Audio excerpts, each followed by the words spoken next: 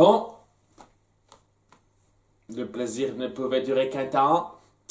Je pensais que ce serait une petite suite de films sympathiques qui essaieraient de garder un petit peu la même ambiance, mais ils se sont dit non, non, on va plus trop se prendre au sérieux, on va faire de la grosse gaudriole très cartoon et... Le truc avec ça, c'est que voilà, je peux pas non plus nier que ce film a des moments drôles. Ce film, c'est drôle quand il veut, mais c'est pas non plus le plus drôlissime que j'ai jamais vu. Et à côté de ça, l'histoire est majoritairement plate et en partie grossière. Donc non, non, hein, c'est pas génial pour moi. On n'est vraiment pas au même niveau que les deux films précédents et ça me fait un petit peu de la peine. Mais bon, je vais pas perdre plus de temps là-dessus. On va se lancer tout de suite dans la légende du Phantosaure. Dinosaure fantôme, wouh. On mélange deux trucs à la con, histoire de dire. Et ouais, ça va reposer sur les fantômes, mais ça va surtout grandement reposer sur Sammy, cette histoire. Parce que déjà, bon, on a une fois de plus l'intro cartoon direct, c'est-à-dire il n'y a même pas d'introduction, direct on est sur l'intro cartoon avec donc le générique, tout ça, tout ça. Et Sammy qui se retrouve chez le docteur en train de crier pendant plusieurs heures, ça fait plusieurs heures qu'il est en train de crier. Et pourquoi c'est le cas? Ben, on refait un flashback juste après sur les événements qu'on a montrés dans l'intro, dans le générique. Et j'ai envie de dire, ouais, pourquoi vous avez raconté cette aventure en générique avec votre style, comme vous l'avez fait dans il y a deux films de ça, que c'était super cool. Et là, vous jouez pas là-dessus comme la première fois en fait. Vous pourriez juste dire, ah, il s'est passé ça dans le cartoon, le générique cartoon, et puis paf, transition avec ça, on raconte ce qui s'est passé très vite en texte, et puis voilà. Mais non, vous faites un gros flashback de quelques minutes là-dessus, où c'est donc notre groupe qui enquêtait dans un manoir, attaqué par des faux fantômes, et ouais, truc basique, jusqu'à ce que Sammy se retrouve seul, piégé dans une armoire avec des tas de fantômes. Ce qui est pas super logique sur le principe. On va dire que c'était les costumes des fantômes qui étaient là, parce que bon, on voit que c'était des marionnettes dans la résolution. Et à cause de ça, il a eu cette espèce de super peur, super terreur qui fait qu'il est en train de gueuler de peur pendant plusieurs heures. Et ouais, c'est histoire de faire cette transition-là et de mettre en place un truc que j'aurais adoré voir traité, pas en gag en fait. C'est un petit peu le problème quoi. Il y a le docteur bon, qui le calme très vite niveau gag une fois de plus et qui dit qu'il souffre d'un, comment ça s'appelle cette merde? Un trouble hypertrophique d'évitement de situations dangereuses. Sammy souffre de troubles hypertrophiques d'évitement de situations dangereuses. Ok. On pouvait pas dire que c'était juste un trouble traumatique de ce qui lui arrive et qu'il faudrait qu'il se calme. Non, il faut que vous évitez ça parce que vous souffrez vraiment d'un symptôme vraiment personnel de ça et il faut se calmer là-dessus. Et bon, au-delà de la formulation ridicule pour le présenter, parce que bien entendu ça n'existe pas cette merde-là, hein. Je suis pas spécialiste en médecine, mais vous pouvez pas me dire une seule seconde que ça existe, cette merde-là. Il y a le docteur qui recommande, qui préconise de façon très claire qu'il faut éviter tout danger, toute situation qui lui causerait des frayeurs. Et donc, ça va être le gag central de ce film-là qui sera pas très bien filé durant la majorité du truc. Parce que voilà, il y a tout le monde qui essaiera d'être conciliant avec Sammy en disant ok... faut le ménager, tout ça. Mais toujours traité un petit peu cartoonesque à la légère. Et ouais, au début, donc il y a cette petite intro, il faut qu'on fasse gaffe, tout ça, alors qu'on fait un peu n'importe quoi. Il y a Scooby qui boit accidentellement du café, ça le rend totalement taré. Voilà, c'était drôle. Et ils ont une idée, il y a un coin qui est super calme, il s'y passe jamais rien. C'est un centre de thalasso cool où il y a surtout un site de fouilles paléontologiques à côté. Et ouais, le côté centre de thalasso, on jouera pas des masses dessus à peine. Et on va surtout jouer sur le côté recherche paléontologique, hein, la Phantosaure, tout ça, vous vous doutez bien. Et donc, il s'y rend, étant un peu cool, détendu, et ça va très vite virer à l'aventure typique en fait. Et le truc que je trouve très naze par rapport à ça, c'est que après coup, Va y avoir évidemment Samy qui tombera dans cette espèce de frayeur, tout ça, il se figera et tout. Ça sera traité au gros cartoon. Et on n'essaiera pas une seule seconde de jouer de façon sérieuse sur ce genre de troubles psychologiques qui sont un peu graves, quoi. Éviter d'amener des traumatismes comme ça chez les gens. Et même si, bon, notre groupe de base n'essaye pas de mal faire à ce niveau-là, ce sera jamais traité avec un tant soit peu de sérieux, un tant soit peu d'émotions réelles à côté, quoi. C'est juste traité à la grosse blague. Et traiter un sujet comme ça à la grosse blague, je trouve que c'est... Ouais, c'est assez moyen en fait. C'est pas extra, surtout que... Voilà, si vous voulez pas prendre ce genre de choses au sérieux, voir toujours Sammy et Scooby comme un peu des froussards dans l'âme qui doivent un peu surmonter ça, moi je dis cool, très bien, continuez de faire ça comme ça. Mettez pas en avant un trouble traumatique vraiment traité par la médecine, comme si c'était un truc à prendre à la légère, quoi. Je trouve un petit peu insultant sur le principe. Vous voulez pas traiter ce genre de sujet sérieusement, le faites pas tout simplement. C'est ça que je trouve vraiment grossier. D'autant plus que voilà, il va y avoir quelques moments où il sera donc dans cette espèce de trouble. Ah, regarde, ça me revient cette frayeur qui me fige. Mais très vite, on va partir sur un autre délire. Et j'ai envie de dire, ouais, cet autre délire sur lequel on va partir, j'y viendrai quand on y sera, on aurait pu faire ça sans partir de cette connerie de ah, il souffre d'hypertrophie, truc muche, traumatique, mon machin, truc chouette. Ça aurait pu être largement mieux ficelé que ça. Enfin bref, ils se rendent au centre de Salasso rapidement, qui est gardé par un professeur, semble-t-il, en tout cas un ingénieur, et qui est vraiment un ingénieur taré, zinzin, quoi. Il se souvient pas des noms, c'est censé être drôle. Le fait qu'ils se prennent les pieds dans le plat souvent et qu'ils l'appellent Samy des tonnes de noms sauf son vrai prénom, c'est... Voilà, ça fait ni chaud ni froid, c'est pas plus drôle que ça. Une bonne partie des gags sont pas si drôles que ça pour moi. Et ouais, on voit que c'est vraiment le zinzin de service, celui qui est vraiment pas trop les pieds sur terre et qui est là pour faire rire et qui sera très certainement pas le coupable. Donc ça nous laisse que très peu de possibilités puisque ouais, on va pas découvrir tant de persos que ça. On va découvrir juste après la professeure qui est en charge des fouilles paléontologiques, Svankmajer, qui a quelques étudiants qui donc fouillent un petit peu les mines avec elle. Et vous voyez, parmi ces étudiants, il n'y en a qu'un seul qui sort un peu du lot, qui s'appelle Windsor, et c'est une Vera bis. Vera version mec, c'est exactement ça. Ils se sont dit, comment vous imagineriez Vera si c'était un mec? Et ben voilà. Ce qui amène évidemment à un coup de foudre entre eux, puisque voilà, qui se ressemble s'assemble, tout ça, et c'est très plat, ça aussi. Ils se regardent la moitié du temps dans le blanc des yeux en disant « Oh, belle, beau, ah, ça représente trop mon truc », ils discutent de la même chose, c'est basique en fait. C'est un truc qui me plaît dans Scooby-Doo 2 avec Seth Green et Vera, c'est que voilà, ils se retrouvent dans certains points, mais déjà physiquement, ils se démarquent un petit peu, et il y a quand même très vite des petites différences qui se mettent en place et des attentes un peu particulières de la part de l'un comme de l'autre. C'est ça qui rend cette romance un petit peu mignonne. Là, c'est juste, je rencontre mon clone de sexe différent, je suis subjugué. Et on va essayer de faire un peu de drame là-dessus, de moments un tout petit peu touchants sur la fin. Enfin, ils essayent, hein, parce que ça passe pas. Et en toute sincérité, ouais, cette romance-là, elle est particulièrement plate, je trouve. Tandis qu'ils se tiennent la main en fouillant un petit peu ces os de dinosaures dans un faux raccord vraiment grossier. L'image ne correspond pas du tout. Ce genre de choses dont on devrait faire un petit peu gaffe, mais ouais. Il y a pas mal de moments visuels, de transitions de plans qui sont pas fameux, je trouve, et qui aident pas particulièrement à appuyer ça. Alors qu'ils sont sur ces sites de fous, il y a des gags qui vont nulle part. Scooby-Doo qui a trouvé hors champ un os de super dinosaure rare. Super, ça va nulle part. Il a trouvé hors champ, voilà, c'est bien. Je sais pas quoi dire, c'est très plat sur beaucoup de points en fait. Jusqu'à ce que, il y a le Fantosaure qui apparaisse.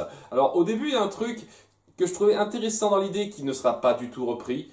sur le fait qu'il n'y a que Scooby-Doo qui le voit la toute première fois, et il essaye de garder le secret pour Sammy, parce que il comprend que s'il va plus loin que ça, il risque de le faire rechuter dans son trauma, et tu te dis, ah, peut-être qu'on va essayer de jouer là-dessus, non, non, non, parce que voilà, la deuxième fois où il apparaît, Sammy le voit, et il va se traiter à la blague, hein, il est totalement figé, ça devient un bagage, course-poursuite, blablabla, ça redevient cartoonesque ça, en partie, c'est plus aussi fort qu'avant, voilà, jusqu'à ce que, donc, la menace soit posée. Il y a un fantosaure qui se balade dans le coin, qui fait un peu peur, hein, cette espèce de créature dinosaure luisante qui fait peur à tout le monde, alors que donc le professeur Folding raconte un petit peu la légende du coin, parce que c'est une légende ce fantosaure, qui a été créé par les Indiens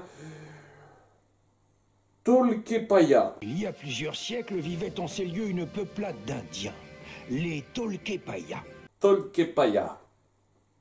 Je suis sûr que ça n'existe pas, ça non plus. Donc, ouais, c'est les trucs ultra clichés typiques. Ah, il y a des colons qui sont arrivés, ils ont fait du mal au notaire, on a appelé un esprit pour se venger, mais on a appelé un esprit d'une créature tellement ancienne que c'était un dinosaure et a fait peur, tout ça, c'est très cliché cette légende. Bon, je tiens à dire, c'est pas plus mal que ce soit pour de faux, il n'y aura pas confirmation magique de la chose, mais ouais, c'est ultra cliché par rapport au vieux peuple indien qui se venge, tout ça, par leur magie. C'est pas recherché du tout. Et étant donné que les Tolkepaya sont censés exister, hein, d'après ce qu'il dit plus tard, ils ont existé, quoi. La légende, elle est fausse, mais ils ont existé, ces Indiens. Ouais, je sais pas, c'est un peu grossier ça aussi, hein.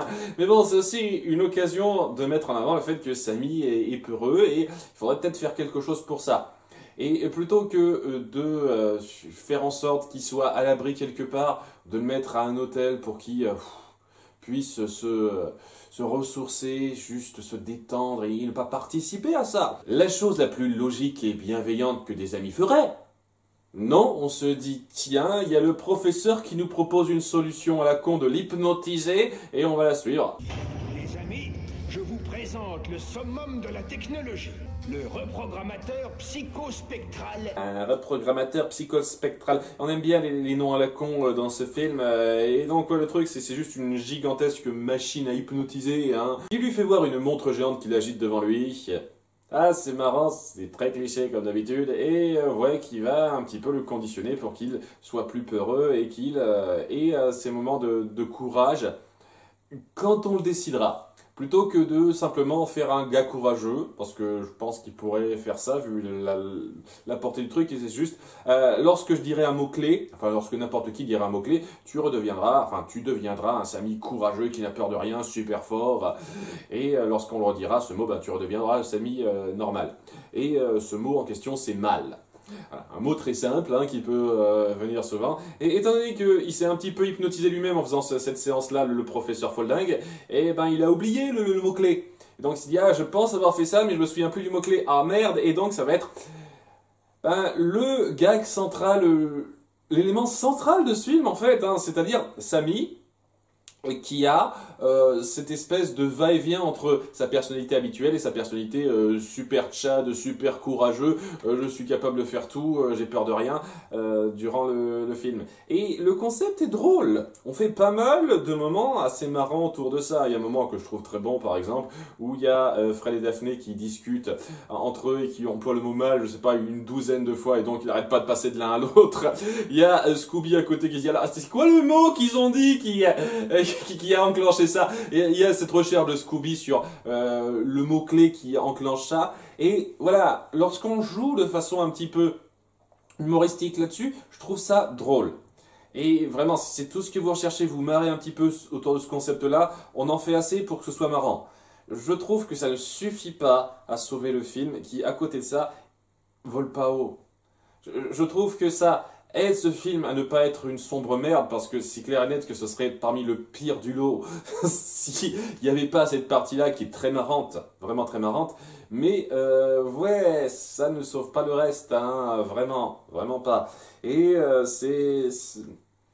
ça aurait pu être incorporé dans quelque chose de mieux réfléchi. Parce qu'après coup, on n'en a plus rien à foutre du problème traumatique de Samy, sa condition médicale, semble-t-il. Apparemment, ça, on passe outre. Et à ce moment-là, si c'est juste pour balayer ça d'un revers de la main, ben ouais, autant pas mettre en place ce concept-là une fois de plus.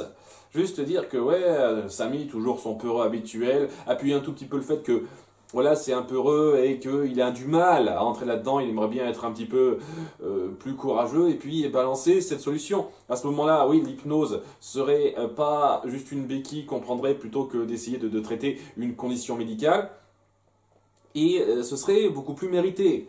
Amener ça avec cette espèce de condition médicale qu'on met en place au début, je trouve ça d'un peu mauvais goût en fait, je vous cache pas, un petit peu de mauvais goût. Donc ouais, à partir de maintenant, on va un petit peu suivre d'un côté Daphné, Fred et Vera qui feront un peu d'enquête qui va pas aller très très loin. Vraiment basique, hein, j'en parle très vite, quoi. Ils enquêtent un petit peu dans les mines.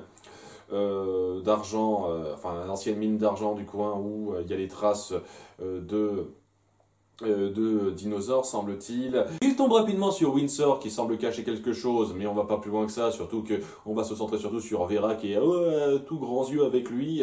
Ils ont même prévu un petit rendez-vous au dîner entre eux, c'est mignon, ça, une fois de plus, c'était plat ça. Tandis qu'il n'y aura plus que Daphné et Fred qui tomberont comme par hasard en étant cachés sur le représentant d'une société minière qui raconte leur plan et qui, en fait, explique direct, comme ça, c'est juste nos deux héros qui tombent comme par hasard sur la conversation, qui expliquent direct, ah, ce serait cool de faire peur à tout le monde pour pouvoir racheter ce coin-là. Ça tombe bien que ce fantosaure soit ici, il faut qu'on cache les preuves, et on a la solution. On a la solution au mystère que vous mettez en place. Et je le dis clairement, quoi. Il n'y a pas de petit mystère bis à côté ou quoi que ce soit. Il n'y a rien d'autre en termes de confrontation, de conflit qui est mis en place que ces dinosaures luisants qu'on a vus, qui sont du fait de cela. Et de fait, ouais, c'est assez naze en fait. Parce que oui, il va y avoir un petit peu de remplissage après coup, dont je vais parler, mais après, lorsqu'ils seront confrontés à ça et lorsque ce sera réglé, eh ben, la partie restante, ce sera du bonus après coup qui sera pas plus mis en place que ça. Donc c'est un petit peu naze, quoi. Donc c'est pas de l'enquête bien fichue, pas réfléchie ou quoi que ce soit, c'est juste, voilà, ils ont la solution qui leur tombe dessus comme ça, et le reste, ben, ça tombera parce qu'il fallait que ça tombe et que le film dure plus longtemps, quoi. Donc, ouais, il y a ça. Et parallèlement, il y a donc Sammy et Scooby qui ont décidé de se faire un petit buffet à volonté dans un resto du coin, parce que bien entendu qu'ils aiment bouffer. Ah, ça ne change pas. Et où il y a un groupe de motards qui survient pour foutre la merde. Non mais vraiment, ils pourraient juste être un petit peu imposants et faire peur, et on pourrait mal les comprendre. Mais non, non, non, ce sont des connards qui foutent la merde. Parce qu'ils en ont envie. Donc voilà, déjà cliché de motard. Et bien entendu, Sammy, même s'il essaye de pas se faire voir, se fait remarquer, se fait menacer, et le mot mal tombe. Alors t'as que des solutions minables. 1. Tu sors de là tout seul. 2. Je te sors le foie par le trou de balle. On a le droit de dire un truc comme ça dans un film Scooby-Doo? Wouhou! C'est une réplique qui m'a surpris, hein. Je vous cache pas, celle-là, wouh!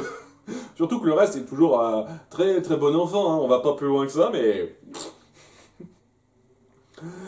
Voilà, faire sortir le foie par le trou de balle, ça, on peut le dire dans un film familial apparemment. Ok, ben je prends note, je prends note.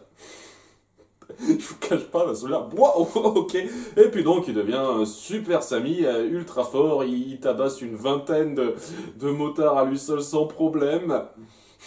Parce qu'il a ça en lui, une fois de plus, Sammy Super Saiyan dans les jeux de baston, ça se vient bien pas de nulle part, hein. Et il y a quand même pas mal de précédents, et donc ouais, il est tellement fort qu'il tabasse tout le monde. Et il y a le chef qui vient, qui le met au défi, parce qu'il trouve, ah, t'as des tripes, j'adore ça, évidemment, un truc tellement basique. Et je te défie à une course de moto cette nuit, sur le col des Maccabées, parce que voilà, nous sommes des motards, on adore les trucs Maccabées, tout ça.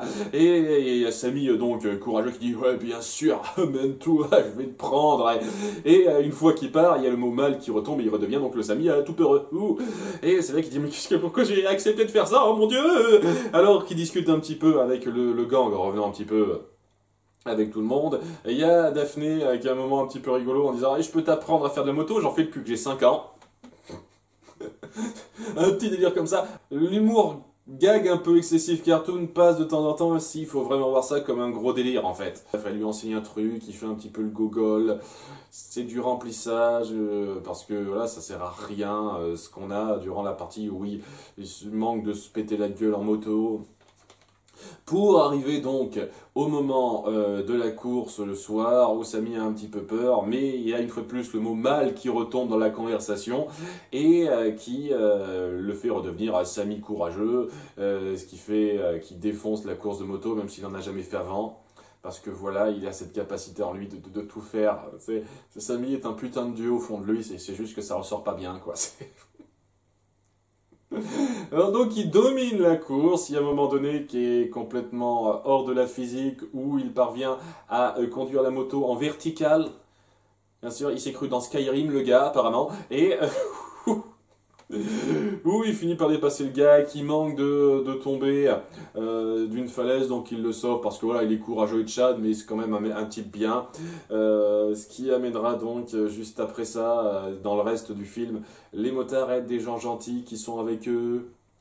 Et je veux dire, ok, vous vouliez partir là-dessus, faites-en pas des connards de base. Faites-en pas des connards qui adorent casser un resto juste pour le plaisir de casser un resto, vous voyez. Si vous vouliez partir sur cette vision des motards plus nuancée que le cliché de base, partez pas du cliché de base et cervelé, c'est ce que je veux dire. Je trouve ça un peu grotesque dans l'absolu. Néanmoins, ouais, après cette course-là, il y a le dinosaure luisant qui apparaît pour faire peur à des motards et à Samy en particulier, alors que je vois pas trop l'intérêt de faire peur à ceux-là quand on sait les motivations des méchants de ce moment-là, mais bon, pas grave, c'est un détail, hein. Comme d'habitude, c'est pas la première fois que ça arrive, ces délires-là. Et ouais, il y a Fred et Daphné qui voient de qui il s'agit. Il y a le camion donc de la société minière dont on a parlé avant, tenu par les deux employés qu'on a vus. Il est à l'aide des motards qui servent à rien à ce moment-là, parce que bon, c'est que deux cas à capturer, c'est pas très compliqué. Ils les font sortir de là, ils les capturent, et ils disent la vérité. Oui, on voulait faire peur aux gens parce que on a eu vent du fait que cette mine contenait encore un filon d'argent et on voulait en profiter. Et donc, on aurait pu réussir si vous n'aviez pas été là. Seulement voilà, on en est qu'à une cinquantaine de minutes de film. Ça nous prend plus de temps d'habitude. Ouais. Parce qu'en fait, il y a tout un second acte, avec des tonnes d'apparitions qui n'ont pas du tout été enclenchées avant, ce qui fait que c'est fait presque nouveau truc qui sort de nulle part, à 2-3 détails près. Et vraiment, quand je dis à 2-3 détails près, c'est vraiment des petits détails à la con, quoi, qu'on aurait pu facilement zapper. Donc, ouais, tout d'un coup, il y a d'autres dinosaures qui apparaissent qui ne sont pas du fait de cela, parce que voilà, c'était des dinosaures luisants qui étaient alimentés à l'électricité par des fils, quoi. Là, c'est plus recherché, semble-t-il. On voit des raptors qui ont l'air très réels. Hein, et ouais, je vais revenir un petit peu là-dessus plus tard. Et il y a donc ce qui semble être le véritable Phantosaure qui attaque. Donc cette espèce de forme spectrale qui peut se fondre dans les murs et qui semble cracher du vrai feu. Et donc ouais, ça fout un petit peu plus les jetons ça, hein, ça semble mieux mâché que le cas précédent. C'est beaucoup plus recherché et je me dis pourquoi oui, ils n'ont pas mis en place ça dans des environnements plus peuplés. Pour faire vendre le truc, mais bref, c'est pas grave, je parle de la compagnie minière, quoi. Ils ont pas été très réfléchis, on essaie de montrer quelqu'un qui dit hop, voilà, qui va plus loin qu'eux par rapport à ça, tandis que Fred et compagnie se disent il y a un mystère qui se met en place, ok, on va s'acheter quelques petits matériels pour aller contre ça, et très vite il y a des trucs, hein, c'est des billes achetées par terre, pour s'occuper des vélociraptors et des extincteurs pour s'occuper du gros monstre Phantosaure. Parce qu'apparemment ils ont compris un petit peu hors champ tout ça, sur certains points.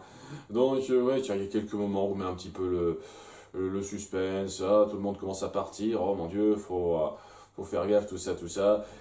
Tandis qu'ils se rendent donc dans les grottes où les raptors vont apparaître, et les raptors, ben, c'est juste les étudiants de la prof Svansmeyer qui s'étaient déguisés en raptor. Et je tiens un petit peu à leur tirer mon chapeau à ceux-là parce que vous avez parfaitement su imiter leur démarche. Hein. Voilà, c'est des mecs en costume, mais voilà, un raptor ça se déplace pas comme un humanoïde quoi. Quand il y a un mec qui met un costume de gros monstre bipède très humanoïde, tu te dis ok, la démarche est compréhensible. Quand il y a quelqu'un qui se déplace comme un raptor, et vraiment quoi, il y a des mises en scène avant où on les voit se déplacer comme si c'était vraiment des créatures très, je veux dire, waouh.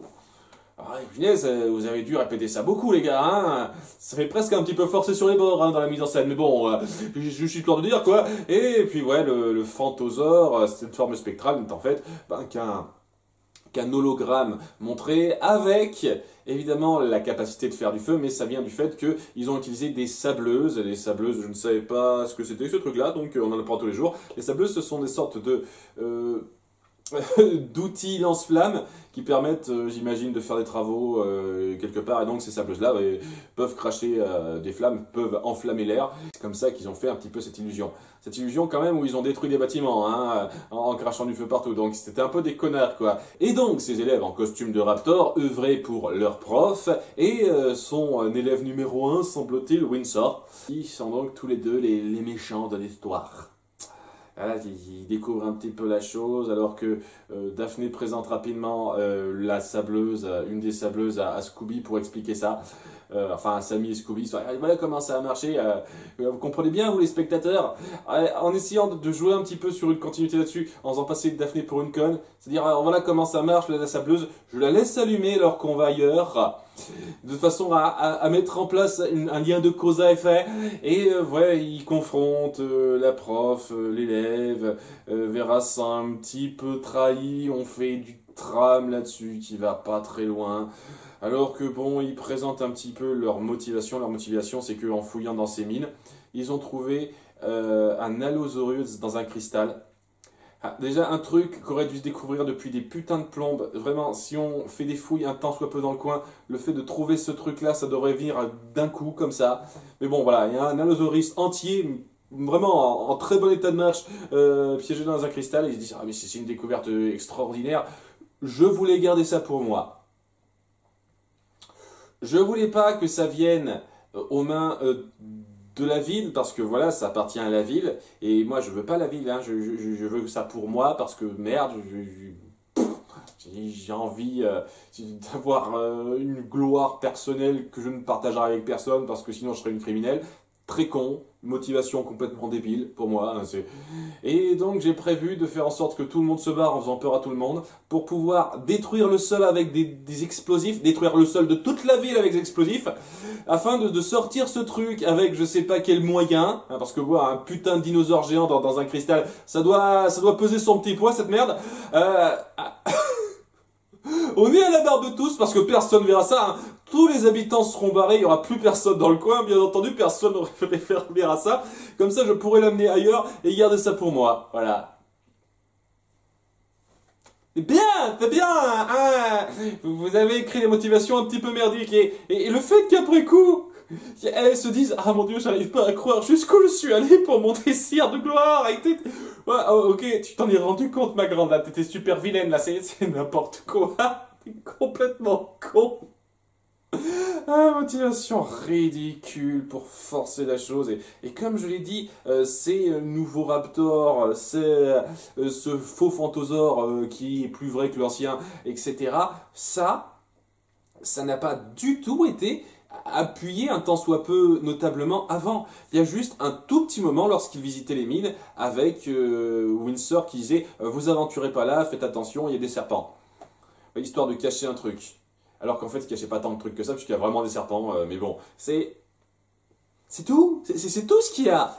Alors, je suis désolé, mais c'est un petit peu de la merde, hein, ce second acte que vous sortez de nulle part, quoi. Et tout ça pour faire la surprise et le drame avec Windsor, des motivations vraiment basiques, parce que vraiment, je comprends pas particulièrement en quoi c'est grave que le village possède la chose. Tu seras quand même crédité comme celle qui aura trouvé cet allosaure. Tu aurais quand même eu une gloire de la découverte et tu pourrais quand même voir régulièrement ce truc, à moins que les proprios du village soient des connards, mais étant donné que vous l'avez pas du tout appuyé ça dans le film, ça ne passe pas du tout comme ça. Limite, un truc qui aurait pu un tout petit peu arranger ça, c'est le fait de montrer que le maire du coin était quelqu'un de très cupide qui aurait très certainement utilisé ça à son avantage, fait payer et il aurait maltraité la découverte. À ce moment-là, ok, c'est un truc qui aurait pu aider la chose, mais vous l'avez pas fait. Donc ça fait très grossier comme motivation une fois de plus. Hein. Donc ouais, on met ça en place et on met un petit peu en place aussi le payoff du petit setup où Daphné était conne de laisser une sableuse allumée, puisque étant donné qu'ils ont mis en place pas mal de TNT pour détruire le mur du coin, et ben la chaleur de la sableuse qu'elle a laissé allumer a commencé un petit peu à actionner ces TNT là. Et quand je dis que ça a commencé, oui, ça prend un petit peu son temps, hein. Ça commence à s'effondrer petitement et l'explosion programmée apparemment, elle va pas se faire tout de suite, hein, parce que sinon il serait mort. Et donc c'est juste un effondrement pour l'instant, un effondrement où ils doivent tous se barrer. Et c'est là que le mot mal retombe dans la conversation et que Samy redevient un chat de Samy et qu'il sauve tout le monde. Je veux dire, suivez-moi, je vais prendre toutes les décisions, je vais faire tous les trucs qui vous permettront de survivre à ci et ça. Il n'y a rien du tout qui n'est accompli par les autres. Ils se reposent tellement sur Samy, ça en est un petit peu insultant. Je veux dire, voilà, le reste du Scooby Gang, ils sont capables aussi, hein, vous n'êtes pas obligé de vous reposer que sur Samy. Il y a même un moment donné où Vera joue la victime, parce qu'elle n'est pas capable de suivre les autres alors qu'il fait un chemin à travers les serpents, et donc il doit en faire plus pour bien se montrer. Ouais, là, ça devient un peu ridicule, hein. Et une fois de plus, ça aurait pu passer ce genre de délire si on était dans un film totalement gaguesque, cartoon, qui n'essaye pas de mettre en place des dangers et un conflit qui est censé avoir une signification. Mais étant donné que c'est pas le cas, étant donné que c'est pas juste du gros cartoon, ben, c'est un peu grossier pour les autres personnages. Donc, ouais, il y a ça qui se fait. On passe pas mal de temps sur Samy, le chat qui réussit pas mal de trucs. Pour terminer sur, évidemment, lui qui prévoit un grand plan pour secourir tout le monde et les faire sortir par un trou dans le mur. Seulement, voilà, en plein milieu de ce plan-là, il y a quelqu'un qui dit « Eh, pas mal !» Et ça le retransforme. Alors, je tiens à dire un truc, vous êtes super con le Scooby Gang. Il y a Daphné qui a dit pas mal et ça a réenclenché donc le mécanisme qui transforme Samy.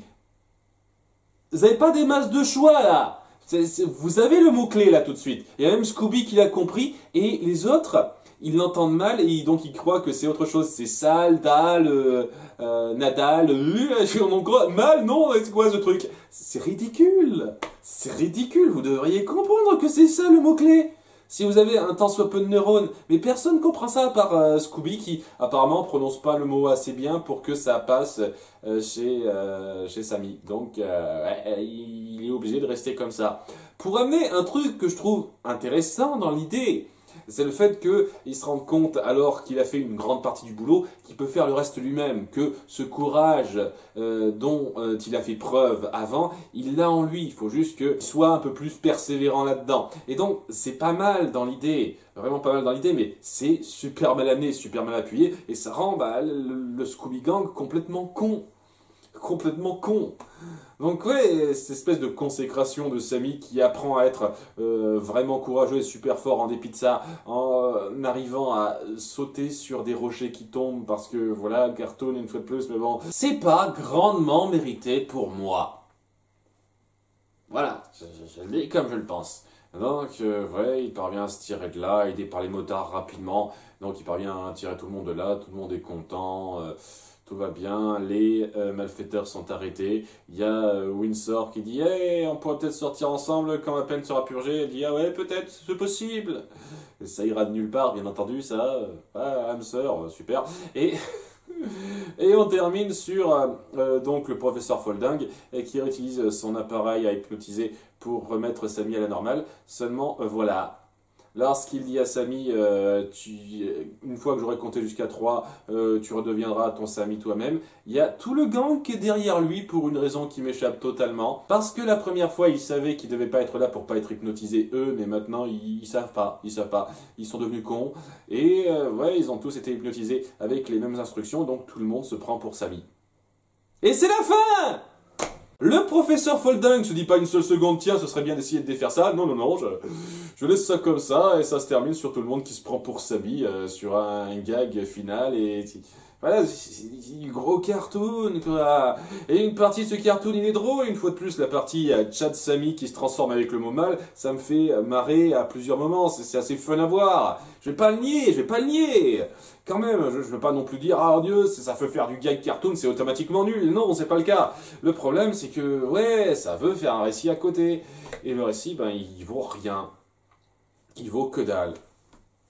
Je trouve que on peut faire mieux réfléchi que ça, mieux équilibré, mieux pensé que ça en termes de mélange récit pensé et cartoon. Et là, je pense sincèrement que c'est mal fichu sur pas mal de points. Et de fait, ouais, c'est assez frustrant à regarder. Un peu marrant à plusieurs moments, mais globalement frustrant en tant qu'histoire, en tant qu'aventure, un tant soit peu bien pensé qu'on voudrait avoir. Quand on compare aux deux films précédents qui étaient nettement plus satisfaisants en ce qui me concerne. Donc ouais, ça vaut un 9 sur 20 pour moi. Et vraiment, hein, ce qui élève cette note pas plus bas que ça, c'est l'humour qui passe à plusieurs moments, notamment autour de Chad Sami, hein, parce que sinon ce serait encore moins que ça, hein, je vous le dis clairement.